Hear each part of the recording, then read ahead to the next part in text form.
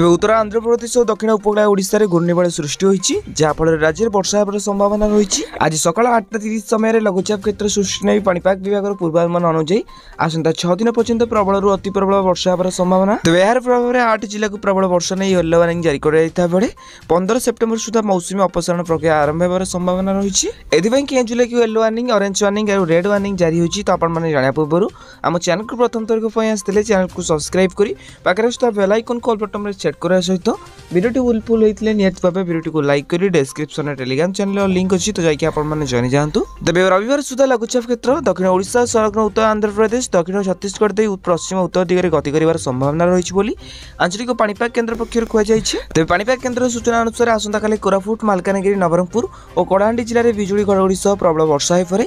एसह बालेश्वर भद्रक जाजपुर केन्द्रापड़ा कटक सह समग्र ओडिशा रे वर्षा होबार संभावना रही। एपरिक 14 तारिख दिन उपकूल पश्चिम ओडिशा रे प्रबल वर्षा नहीं येलो वार्निंग जारी कर आंचलिक पाणीपाग केन्द्र।